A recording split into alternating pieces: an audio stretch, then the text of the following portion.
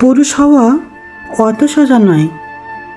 একটু বড় হবার পর হঠাৎ করে বুঝে যায় খুব তাড়াতাড়ি বড় হতে হবে, পুরো সংসারের দায়িত্ব নিতে হবে।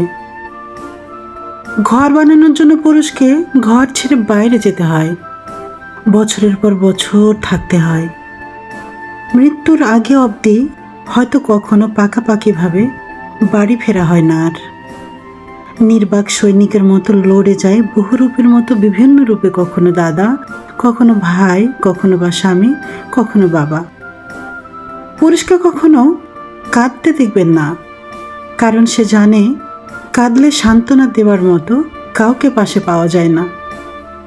বিভিন্ন কারণে যদি স্ত্রীর সাথে ঝগড়াও হয়ে যায়, সে হয়তো চুপ করে থাকে বা একবেলা না খেয়ে থাকে, তবু তার কোনো বাপের বাড়ি যাওয়া হয় না, যেখানে গিয়ে সে তার অভিমানটা প্রকাশ করতে পারবে।